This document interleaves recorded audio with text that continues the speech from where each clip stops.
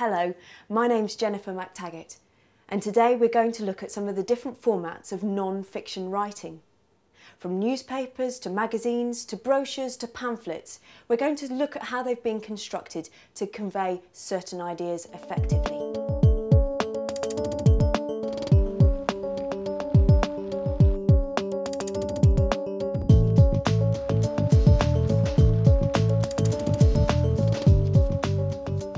We encounter writing everywhere. Writing to entertain us, writing to inform us, writing to persuade us, writing to convey opinions. Every day we read prose, but can we believe everything that we read? Non-fiction does not necessarily mean that it is factual. In this tutorial, we'll be looking at the different genres of non-fiction writing and finding ways of reading it critically.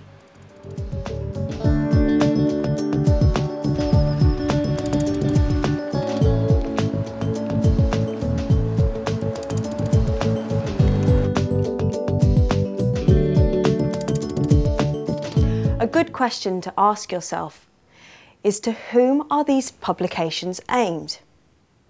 They all have a different layout, use different colours and formats to engage your attention.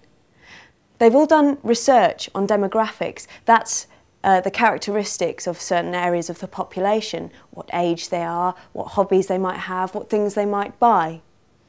They've done this to engage the attention of the types of population that they want to sell their paper to.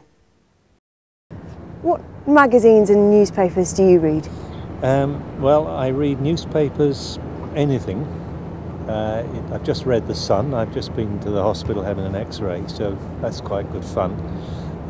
If I buy one, just Telegraph, but only because I like the crossword. I don't like the politics too much. When looking at the different newspapers, the different media publications, you're going to have to look at distinct aspects, that they're distinct features, their language, their content, their tone, and their format. Now, they're each going to have individual characteristics. For example, The Independent, if we look at the content of this sort of paper, it's going to be largely news-based. There are stories of international nature. There are stories which are definitely out to inform us of statistics, percentages. We've got domestic news about British debt here. This compares with the news of the world stories quite dramatically. We've got a headline here, Jordan, my drug and suicide hell. The language is sensational. We've got headlines here that are easy to understand. They're in bold typeface. We do have columns in the same way we've got columns in the Independent, but they have subheadings such as happy here, control. They are hooks to get us interested in a story that is going to be entertaining. The language used is very simple and bold. It is always important to examine the media critically. Ask yourself what agenda it might have and to whom it may be pitching its story.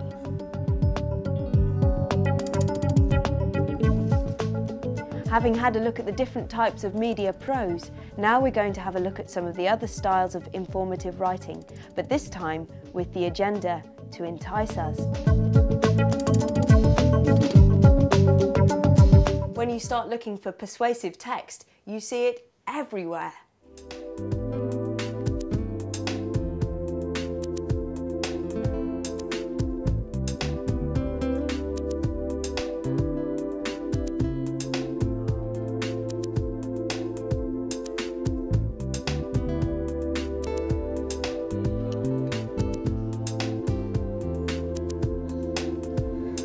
I've come here to the centre of Bristol, to the SS Great Britain, which is a museum ship, but not to go and visit the museum, to take a look at their brochures.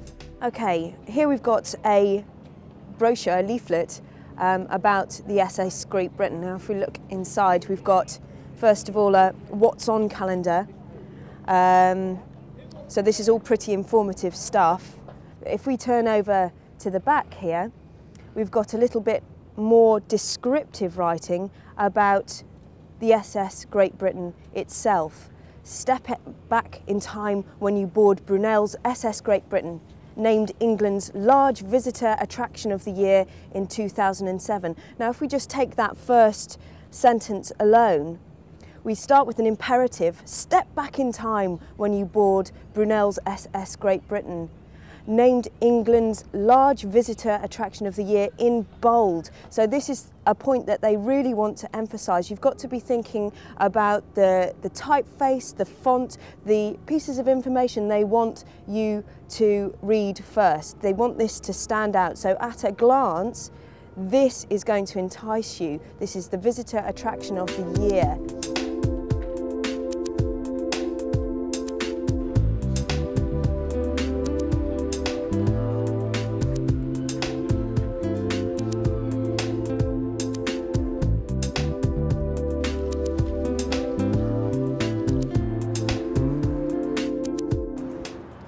So far I've been entertained, informed and persuaded to come on a visit to the Matthew. Now I'm going to have a look at another sort of persuasive writing, argument.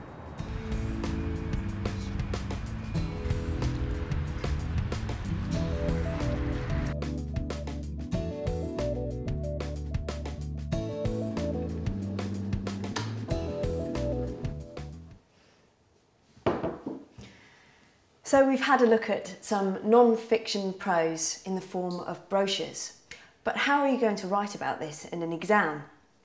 You're going to have to ask yourself these questions. To whom is it pitched? And how has the layout helped us to understand the information that's inside it? What sort of language is being used and what tone of language is being used? For what purpose has it been written? Is it trying to sell us something?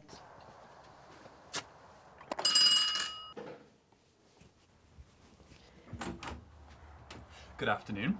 I represent our local Green Party and I'm promoting the Go Zero campaign. Would you like some A information? political pamphlet has to catch our attention in the same way as a commercial piece of text might, except instead of trying to sell us something, it's trying to convince us of the opinions that are being expressed.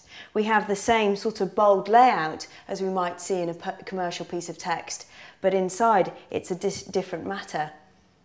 So how does argumentative text become convincing? I'd like to show you this from the Greenpeace website. They're also campaigners for saving the environment.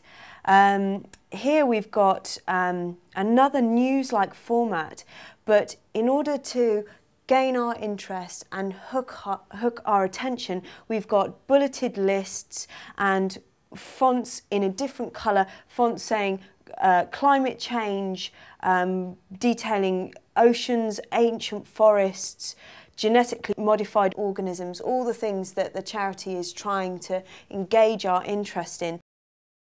In this programme, we've looked at 3 distinct styles of non-fiction writing: persuasive writing, argumentative writing and informative writing. You've got to go away and remember the points about language, about the tone, the format and the content, and bring them out when you read anything, whether it's for your exam or in life.